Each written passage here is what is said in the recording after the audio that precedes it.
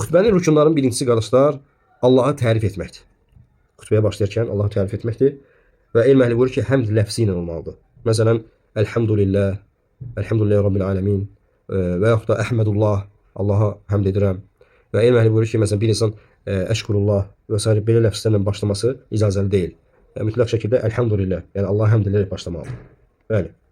Və bu Allah'a tərifdir. İkinci rükun Allah Resulü sallallahu aleyhi və səlləmə salavat getirməkdir. Yəni şərt deyir ki, salavatın hamısını getirəsən, Allahümme salli alə Muhammed demək də kifayət eləyir. Ən az həddidir. Peyğəmbər sallallahu aleyhi və səlləmə salavat getirmək də xütbənin ikinci rükunudur. Və üçüncü rükun Qurandan ən az bir ayə oxumaqdır. Ən az bir ayə mütləq şəkildə o Qurandan bir ayə oxumalısan xütbədə. Əgər oxumasan xütbə keçərsizdir. Və elm əhli buyurur ki, məna o Qurandakı zikr etdiyin ayədə məna tam olmalıdır. Məsələn, deyirsən ki, Qul ya eyyuhəl kafirun la a'budu ma ta'budun. Və bu cür tam olmalıdır məna.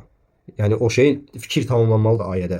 Yoxsa məsələn ayə var ki, "Thumma nadar." Sonra baxdı.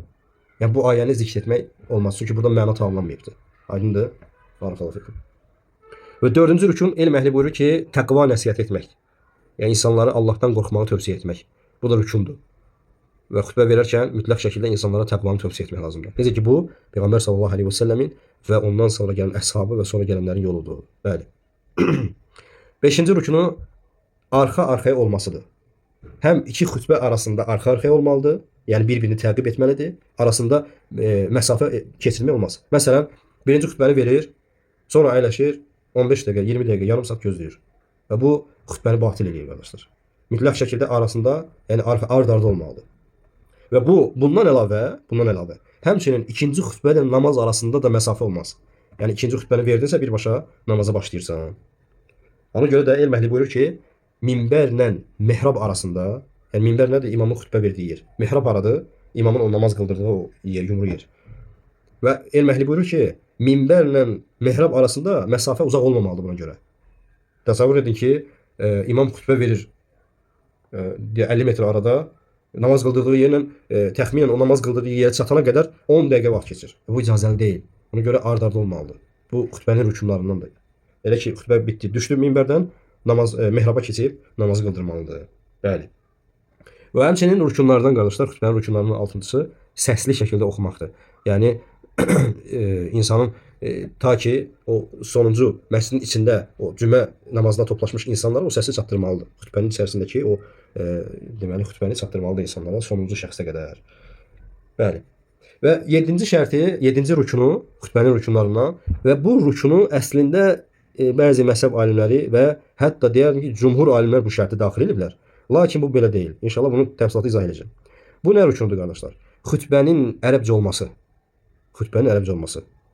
Və cümhur alimlərə görə, məsələdə iki görüş var. Cümhur alimlərə görə, İmam Məlik və Şafi və Əhməd və bəzi hənəflər deyirlər ki, xütbə mütləq ərəbcə olmalıdır. Və dəlil də Peyğəmbər sallallahu əleyhi və səlləm buyurur ki, "Sallu kəmə rəaytumuni usalli." Mən necə namaz qılan görürsüz, o cür namaz qılın. Və bunu istinbat edər deyirlər ki, xütbə ərəbcə olmalıdır. İkinci görüş və vallahu teala ələm ən yəni doğru görüş və racih görüş odur ki, şərt deyil. Xütbənin ərəbcə olması şərt deyil. Necə ki, hənəflərdən və müasirədən İbn Hüseyn rahimehullah və Ləcnətü Daimə və bu barədə fətvası var.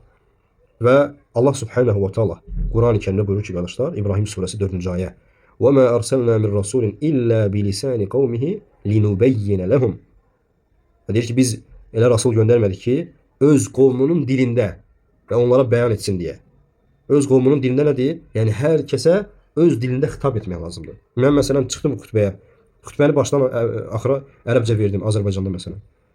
Bir-iki şəxs ərəb dili biləndən başqa kim başa düşəcək orada nə dedim mən? Aydındır? Ona görə bu rükun deyil vallahi təala ələm. Bəli.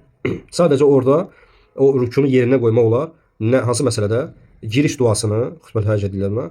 Elhamdülillahi Rabbil alemin və salatu və salam alə Rasulina Muhammed. Bu sözləri ərəbcə demək olar. Amma xütbənin əsas yerini, hətta burasını da Azərbaycanca demək olar. Ehtiyac olarsa. Əsas yerini isə insanlara xitabı öz dilində vermək lazımdır. Bəli. Və bayaq qeyd etdiyim məsələyə bir əlavə edeyim.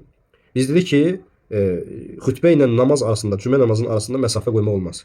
Yəni birbaşa olmalı. Məsələn, bir insan bəzi yerlərdə deyək ki, xütbəni tərcümə edirlər. Məsələn, Saudiyada müxtəlif dillərə tərcümə olunur. və yaxşı imam desələr ki, sən xütbə verdin, gözlə bunun tərcüməsini insanlara çatdıraq. Ondan sonra namaz qıldırır. Bu icazəli deyil qardaşlar. Birbaşa olmalıdır.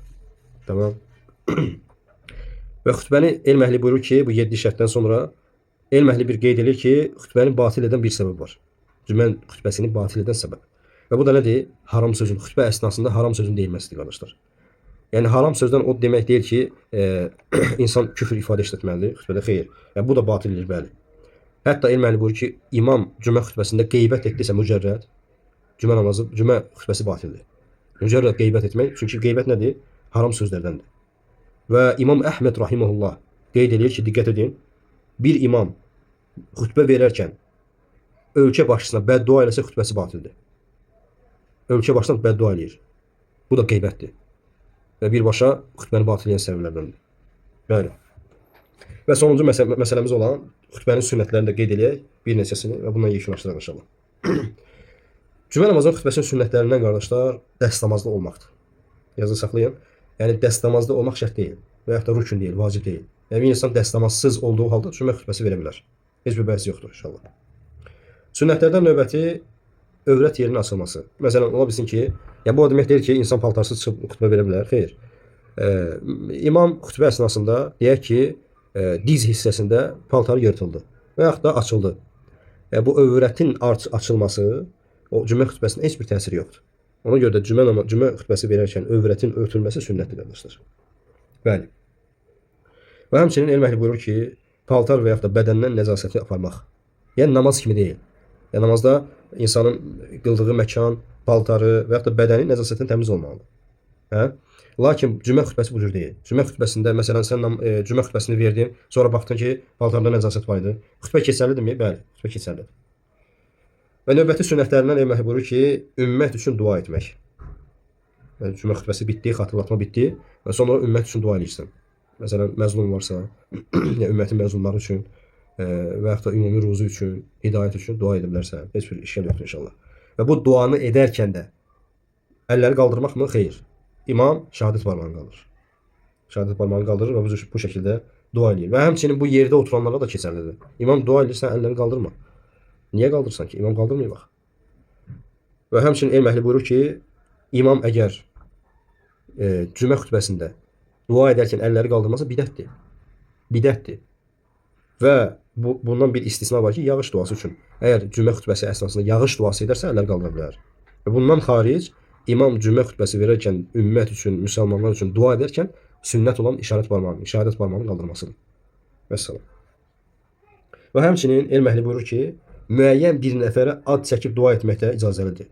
Məsələn, məscidə tikənin adı, yəni bir nəfər məscid tikib sonra vəfat edir və cümə namazında onun adını çəkib dua etmək icazəlidir. Və həmçinin ölkə başçısının adını çəkib dua etmək icazəlidir. Yəni xütbədə ölkə başçısının adla hətta adını çəkib dua etmək icazəlidir qardaşlar. İcazəlidir. Heç bir problem yoxdur inşallah. Və həmçinin deməli İmam Nəvvi rahimehullahın da qeyd etdiyi bir məsələ var. Və bu da nədir? İmam xütbə verərkən bir yerə baxması. Peyğəmbər sallallahu aleyhi və səlləm əshabı deyir ki, İmam Nəvvi rahimehullah qeyd edir bunu. Allah Resulü bir yerə baxırdı sadəcə. Yəni başını sağa sola döndərmirdi, insanlara nəzər etmirdi. Və fikir verin, elm əhli buyurur ki, imamın sağa sola dönüb insanlara baxması məkruhdur. Ona görə imam xütbə verərkən yaxşıdır ki, müstəhəb, sünnətdir ki, bir yerə sadəcə baxması. Və sonuncusu isə xütbənin sünnətlərindən yüksək hissəsindən xütbə vermək. Məsələn, ola bilsin görürsünüz ki, bəzi ərəb ölkələrində yəni imamlar yüksək səslə xütbə verirlər. Bu təəccübləndirməsin, bu sünnət əslində. Peyğəmbərimiz sallallahu əleyhi və səlləm Müslimin rivayet etdiyi hədisdə Cəbir radiyallahu anhdan gəlir ki, Allah Resulü deyir, xütbə verərkən qəzəblənərdi. Elə zənn edir ki, qəzəblidir subhanallah. Və şiddətli şəkildə səsi yüksək çıxırdı. Və bu cür xütbə verildi. Və imam üçün də həmçinin cümə xütbəsi verərkən səsini yüksəltməsi icazəlidir və sünnətdir. Və doğrusunu Allah bilir. Velhamdülillahi Rabbil alemin.